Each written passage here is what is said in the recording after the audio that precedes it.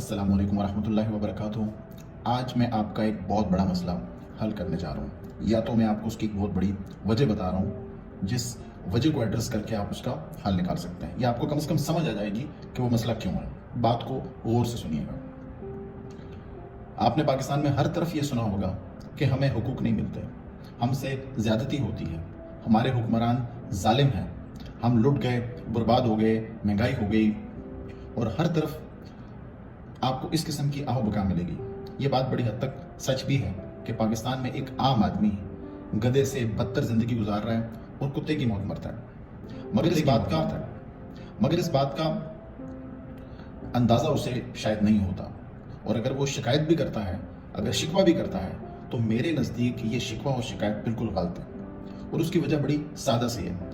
پاکستان کو بنے ہوئے 75 سال ہو گئے۔ 75 سالوں میں آپ انسانی حقوق کی، مہنگائی کے خلاف، یا دوسری کسی قسم کی بھی 75 سالوں کے درمیان جو مختلف ملکوں کے اندر مظاہرے ہوئے، احتجاج ہوئے، شور شرابہ ہوا، لڑائی مار کٹائی ہوئی، اس میں کہیں بھی آپ کو پاکستانیوں کا نام یا پاکستان کا نام نہیں ملے گا۔ یعنی جن لوگوں نے بھی اپنے حقوق کی جنگ لڑی پچھلے 75 سالوں میں، ان میں کم از کم پاکستانی شامل نہیں ہے۔ اس کا مطلب ہے کہ پاکستانی پاکستان کے نظام سے خوش ہیں، انہیں کوئی مسئلہ نہیں ہے، وہ بالکل ٹھیک ہیں، انہیں کوئی شکایت نہیں ہے۔ تو اگر شکایت ہے تو تاریخ میں آپ کا بھی نام ہونا چاہیے، کم سے کم پچھلے 75 سالوں میں، کہ آپ نے اپنی ریاست کے خلاف کوئی مظاہرہ کیا ہے، کوئی احتجاج کیا ہے، کوئی آپ نے قربانیاں دی ہیں، مگر ایسا کچھ آپ کو پاکستان کے کیس میں نظر نہیں آتا۔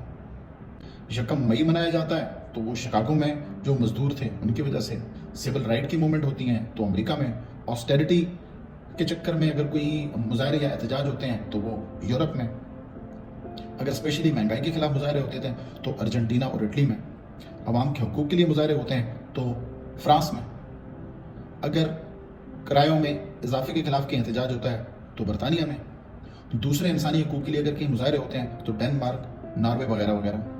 یعنی اگر کوئی انسان ہے اور اپنے آپ کے زندہ ہونے کا ثبوت دے رہے ہیں تو وہ ترقی یافتہ ممالک میں ہیں، تو اسی لیے وہ ترقی یافتہ ہیں کیونکہ ان کو پتہ ہے کہ وہ انسان ہیں، وہ زندہ ہیں، اور ان کے حقوق کیا ہیں، اور انہوں نے اس کے لیے کوشش بھی کی ہے۔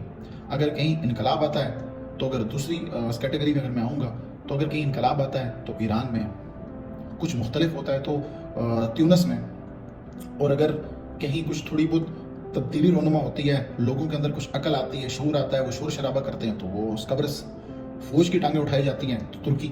تو بھائی آپ کہاں ہیں؟ جب آپ نے کچھ کیا نہیں، جب آپ نے کچھ کرنا نہیں، تو پھر آپ کو کچھ کیسے ملے گا؟ بغیر کام کیے، بغیر کوشش کیے، بغیر محنت کیے کب کوئی چیز حاصل ہوتی ہے؟ تم ستو پی کے سو جاؤ، گھر میں بیٹھ کے سوئی میں دھاگے ڈالتے رہو، ماں کی گود میں بیٹھ کے لوریاں سنتے رہو، گھر کے پچھواڑے میں جا کے چور سپاہی کھیلتے رہو، اور تمہاری ریاست چائے کے ساتھ سموسے لا کے تمہارے پکوڑا نما منہ کے اوپر آ کے وہ ڈالے گی اور تمہیں کہے گی کہ ہاں جی بیٹا آپ پیو، شرم تم کو مگر نہیں آتی۔ یعنی بےغیرتی کی بھی انتہا ہے۔ یعنی اگر آپ یہ شکوہ کر رہے ہیں تو یہ بھی اپنے آپ میں ایک بےغیرتی کی انتہا ہے۔ بھائی شکوہ کس بات کا؟ جب تم نے کچھ کیا نہیں تو تمہیں کچھ ملے گا نہیں، اور اگر تمہیں کچھ مل رہا ہے تو بھیا یہ غنیمت ہے، تم اس کو بھی غنیمت سمجھو۔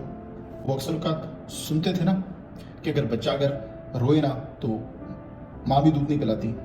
بھائی اگر ماں دودھ نہیں پلاتی تو تمہارے حقوق کیا؟ تمہارے باپ کی یہ نہیں وراثت ہے جو ترکے میں تمہیں ملے ہیں، اور ریاست ایک تھالی میں لا کے تمہارے منحوس چہرے کے سامنے رکھ دے گی کہ لو یہ اپنے حقوق۔ مطلب یعنی کامن سینس اس بات کو نہیں مانتی۔ کیا دفتر جائے بغیر کبھی تنخواہ آ سکتی ہے؟ محنت مزدوری کیے بغیر آپ کو کچھ مل سکتا ہے؟ کوشش کیے بغیر کوئی کام ہو سکتا ہے؟ گھر بیٹھے رہو گے تو گھر والے بھی آپ پہ لعنت بھیجتے ہیں، آپ کو اپنے لیے نکلنا پڑتا ہے، گھر چھوڑنا پڑتا ہے، گھر سے باہر نکلنا پڑتا ہے۔ تم نے اپنی داڑھ بھی گیلی نہیں کی، اور ریاست سے تم یہ کہتے ہو کہ وہ تمہیں پراٹھے لا کے دے، وہ بھی چوپے ہوئے، گھی لگے ہوئے۔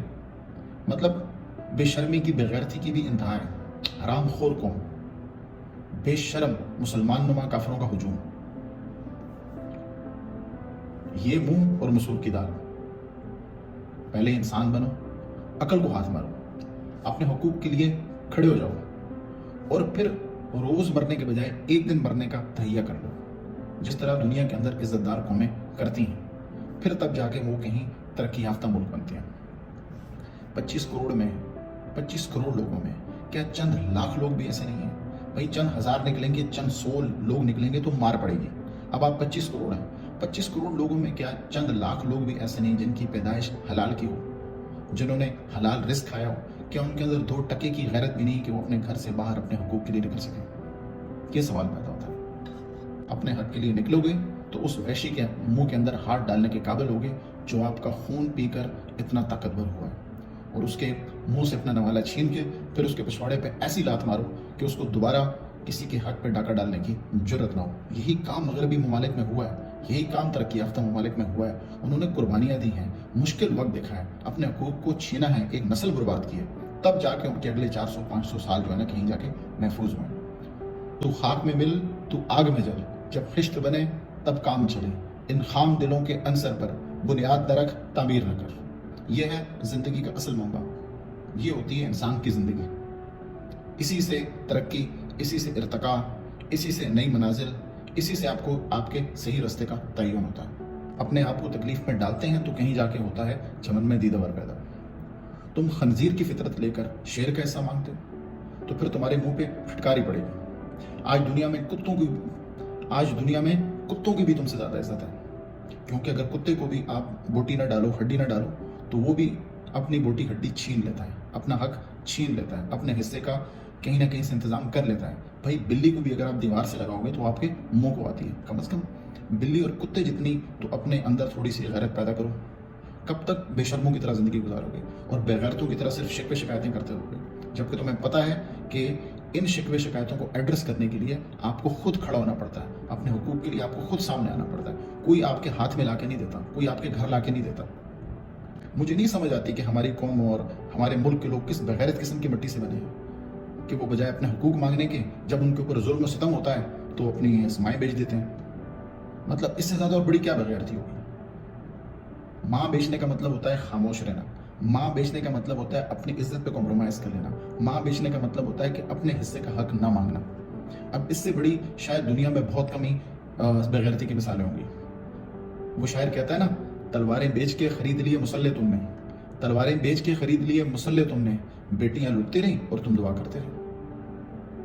खुदा ने भी आज तक उस कौम की हालत नहीं बदली जिसको खुद ना हो ख्याल अपनी हालत के बदलने का। भाई जब तक आप खुद अपनी हालत नहीं बदलेंगे, आपकी हालत नहीं बदलेगी। फकत दुआएं करने से कुछ नहीं होता। हिदायत भी तब आती है जब आपका हिदायत का ज़र्फ होता है। आपके अंदर जब तक ज़र्फ नहीं होगा, आपके अंदर खुद अपने बारे में ख्याल नहीं होगा, आपके अंदर जब तक एहसास नहीं होगा, उस वक्त तक ईमान भी नहीं आता। एहसास होगा तो ईमान आएगा, कुर्बानी होगी तो कामयाबी होगी। ये ज़िंदगी के बुनियादी उसूल हैं। इन उसूलों को बलाए ताक रखकर आप जितने शिकवे शिकायतें करते रहें, वो नकार खाने में तूती की आवाज़ होगी।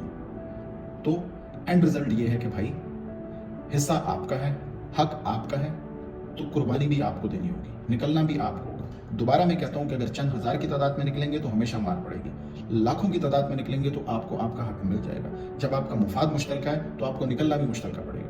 ये ना कहा करें कि उसने हमें तकसीम कर दिया, इसने हमें तकसीम कर दिया, उसने पंजाबी पख्तून ये वो। भाई जो इंसान के बुनियादी हकूक होते हैं वो पंजाबी पख्तून नहीं देखा करते, वो तकसीम नहीं देखा करते, वो एक जैसे होते हैं। सबके पेट एक जैसे हैं, सबकी रोटी एक जैसी, सबकी भूख एक जैसी है, सबकी ज़रूरतें एक जैसी हैं। यहाँ पर इंसान तकसीम नहीं है।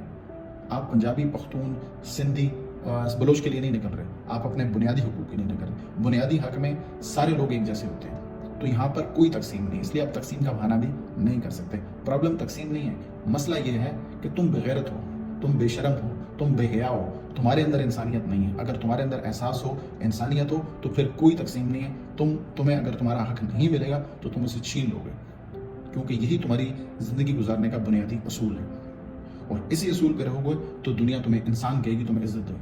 वरना फिर वही होगा जो आज तुम्हारे साथ हो रहा है। तो इसलिए इसका शिकवा आप किसी और से, हुक्मरान से या किसी दूसरे मुल्क से ना करें। साजिश आपके खिलाफ ही क्यों होती है? आप भी साजिश करें कि आपके अंदर अकल नहीं है, आपके अंदर समझ नहीं है। मीर जाफर, मीर सादिक आपके अंदर से क्यों पैदा होते हैं, दूसरों के अंदर से क्यों पैदा नहीं होते? क्योंकि जहां बेगैरत होता है वहीं से बेगैरत पैदा होता है। तो आप अपने आप को बदलिए, आपका नसीब बदल जाएगा। बस इतनी सी बात है। जज़ाकल्लाह खैर।